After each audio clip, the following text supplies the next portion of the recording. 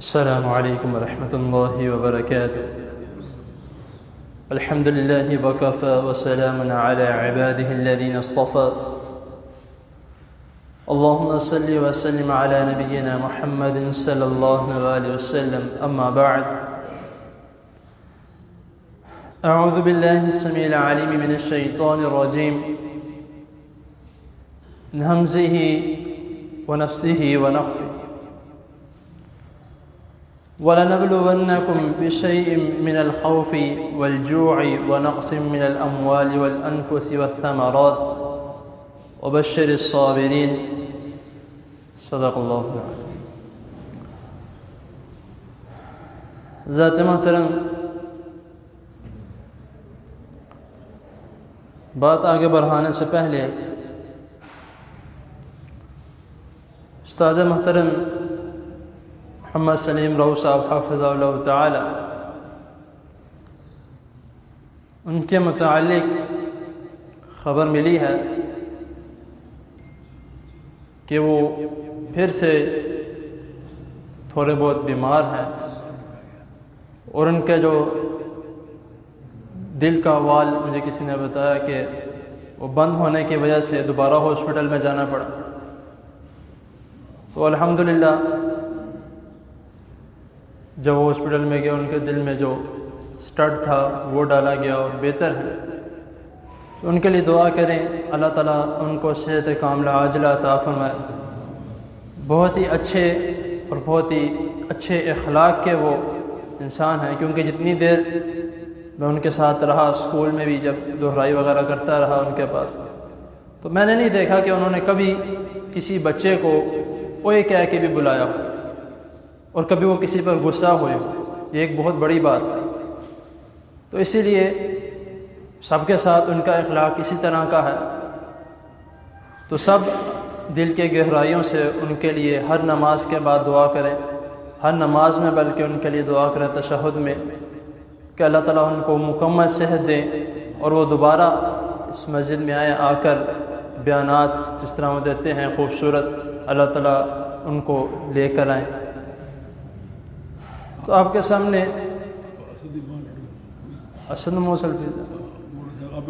حافظ اسد موسلفی صاحب جو مکرم مسجد والے ہیں، ان کے متعلق بتا رہے کہ موٹر سائیکل سے وہ اچانک گر گئے ہیں تو ان کی بازو ٹوٹ گئی ہے.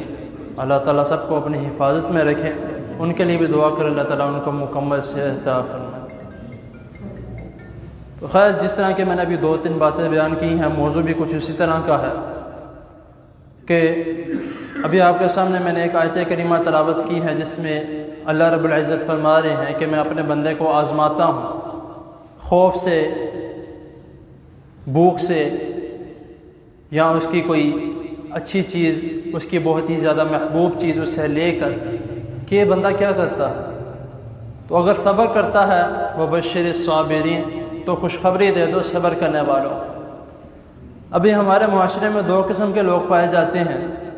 ایک تو وہ ہیں جو ان کی کوئی چیز لے جانے پر، یا ان کی کوئی چیز گم جانے پر، یا کوئی مسئلے مسائل آ جانے پر وہ برے بھلے الفاظ استعمال کرتے ہیں، اپنے لیے بھی اور نعوذ باللہ اللہ تعالیٰ کے لیے بھی، کہ اللہ تعالیٰ نے یہ کیا کر دیا. کئی مرتبہ تو میں نے اس طرح کے الفاظ بھی سنے ہیں کہ کسی کا کوئی فوت ہو گیا تو وہ کہتا ہے کہ ہونی لے کے جانا سی، نعوذ باللہ، اس طرح کے الفاظ. اور کئی بہت سے اس سے زیادہ گندے بھی الفاظ لوگ استعمال کرتے ہیں جو کہ نہیں کرنے چاہیے. اللہ تعالیٰ کی امانت ہے، اللہ تعالیٰ واپس لے گئے. کوئی پوچھ سکتا ہے؟ کوئی نہیں پوچھ سکتا، کیونکہ جس نے آپ کو کوئی امانت دی ہے، اگر وہ امانت آپ سے واپس لے لے تو آپ کا کوئی حق نہیں بنتا اس سے پوچھنے کا کہ بھائی تم نے میرے پاس لکھوائی تھی، کیوں واپس لے رہے ہو؟ اس کی اپنی چیز ہے، وہ واپس لے گیا. تو اس پر صبر کرنا یہ مومنوں کی نشانی ہے.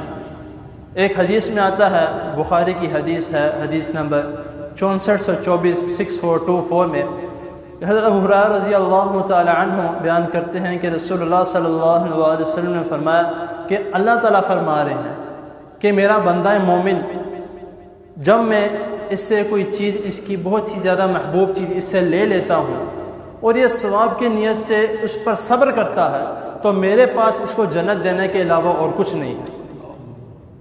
تو اتنی خوبصورت یعنی کہ صبر کرنا آسان کام نہیں ہے، لیکن صبر کرنے والے کے لیے اللہ تعالیٰ نے اس کے لیے کیا خوشخبری دی ہے، یہ بھی کوئی چھوٹی موٹی چیز نہیں ہے۔ تو اسی لیے کوشش کرنی چاہیے، کیونکہ یہ دنیا کا جو معاملہ ہے یا دنیا کی جو زندگی ہے یا دنیا کی جو چین ہے، یہ کہیں بھی کسی بھی وقت ٹوٹ سکتی ہے۔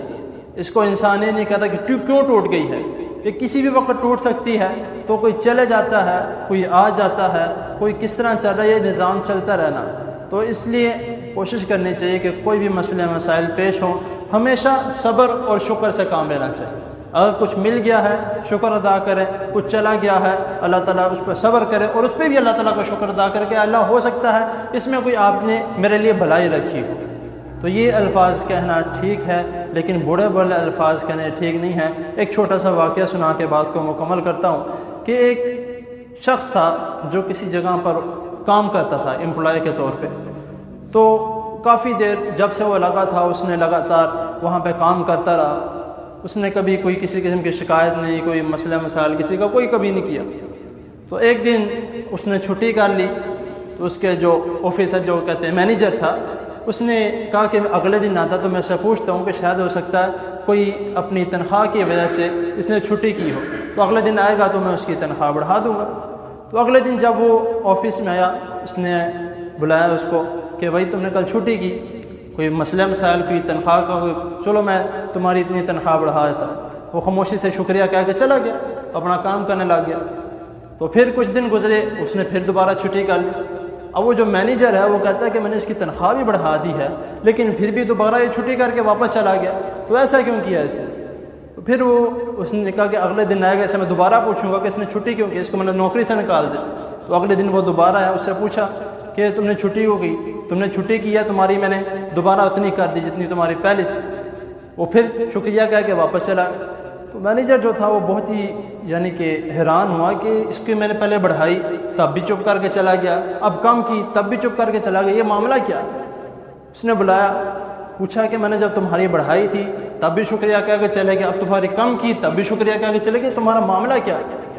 وہ جو امپلائی تھا وہ کہتا ہے کہ سر بات یہ ہے کہ جب آپ نے میری تنخواہ بڑھائی تھی تب اللہ تعالیٰ نے مجھے اولاد دی تھی، تو میں نے یہ سمجھا کہ اللہ تعالیٰ نے اس کا رزق مجھے دے دیا، اور جب آپ نے دوبارہ میں نے چھٹی کی، آپ نے تنخواہ کم کر دی، تب میری کوئی گھر کی کوئی فیملی کا کوئی بندہ جو تھا وہ فوت ہو گیا جس کا خرچہ میں چلاتا تھا، تب آپ نے دوبارہ کم کر دی، تو میں نے کہا وہ چلا گیا، اس کا خرچہ بھی اللہ تعالیٰ نے لے لیا، تب بھی میں نے دونوں حالتوں میں اللہ کا شکر ادا کیا اور صبر کیا، تو میں جا کے بیٹھ گیا۔